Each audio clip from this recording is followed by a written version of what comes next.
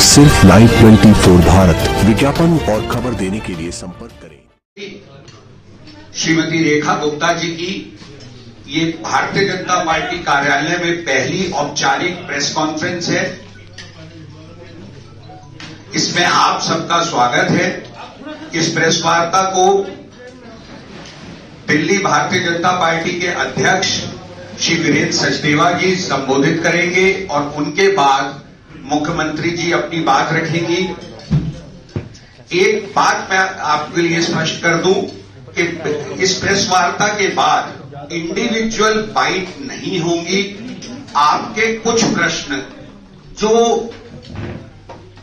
सरकार के प्रारंभिक कार्य या कल शुरू हो रहे विधानसभा सत्र से जुड़े होंगे, उन पर हम बात जरूर करेंगे आपसे और आप पूछ सकते हैं सवाल, मगर इंडिविजुअल बाइट बाद में नहीं होगी।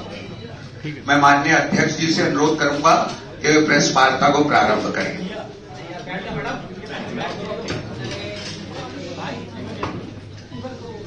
इस प्रेस वार्ता में उपस्थित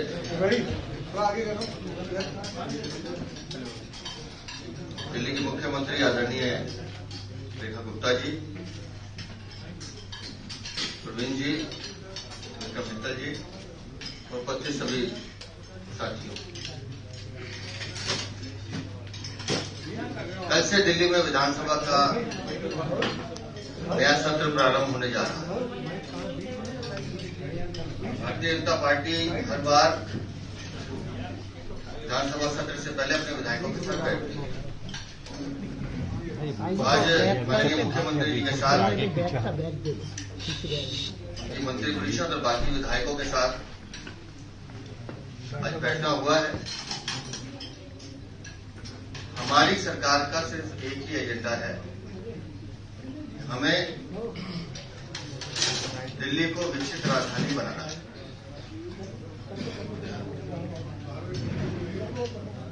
और आज की चर्चा में सभी साथियों की ये राय थी कि कैसे हम अपने क्षेत्र में डेवलपमेंट के काम को आगे बढ़ाएं, कैसे हम लोगों के दुख दर्द दूर कर पाएं, उस दिशा में हम लोगों को आगे बढ़ना है। विधानसभा का सत्र है तो निसंदेह विधायकों की शपथ भी होगी, माननीय उपराज्यपाल जी का अभिभाषण भी होगा, उस पर चर्चा भी होगी और जो विधायी कार्य सरकार को करने हैं वो भी किए जाएंगे। लेकिन निश्चित रूप से आज की इस बैठक के बाद ये स्पष्ट है कि हमारी सरकार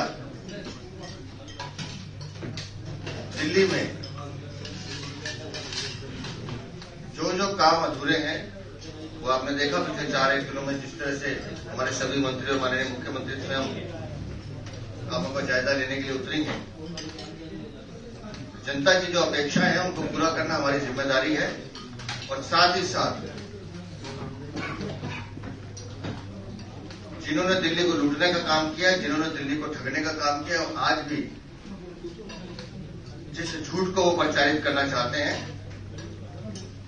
उनको हमारा काम उनका मुंह बंद करवाएगा। ऐसा हमारे सभी विधायकों का मानना भी था और मैं चाहूंगा कि एक बार पुनः बैठक में तो मैंने शुभकामनाएं दी हैं, लेकिन आज आपके माध्यम से भी मैं माननीय मुख्यमंत्री को बधाई देता हूं, शुभकामनाएं देता हूं। कल से विधानसभा सत्र जो प्रारंभ हो रहा है उसके बाद से लगातार दिल्ली की जनता को जो सौगात मिलनी प्रारंभ होगी और मैं चाहूंगा कि माननीय मुख्यमंत्री एक बार आपके सामने अपना वक्तव्य करें।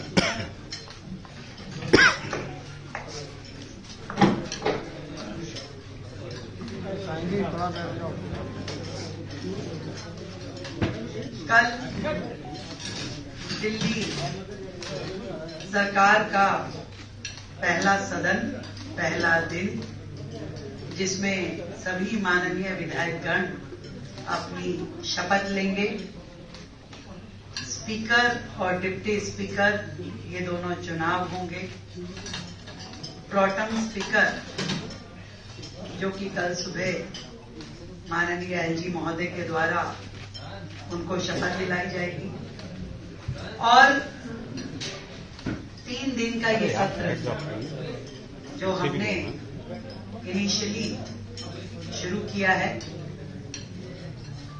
इसमें वो सारी काम जो दिल्ली की जनता के लिए होने हैं, जो दिल्ली की जनता के अधिकार हैं, वहां से शुरुआत होगी। और इस सदन में जो सबसे महत्वपूर्ण बात आने वाली है, जो हमने कही थी कि पहले ही सदन में सीएजी की रिपोर्ट हम सदन के पटल पे रखेंगे। जनता की गाड़ी, खून पसीने की कमाई, जिसका पिछली सरकारों ने दुरुपयोग किया, एक एक रुपए का हिसाब जनता को देना होगा। तो ये जो सदन है, पहला सदन दिल्ली के लिए नए आयाम लेके आएगा। और फिर बार बार एक ही बात कहना चाहूंगी कि दिल्ली के लिए जो हमारी कमिटमेंट्स हैं, वो पूर्णतया खरी हैं और 100% पूरी की जाएंगी।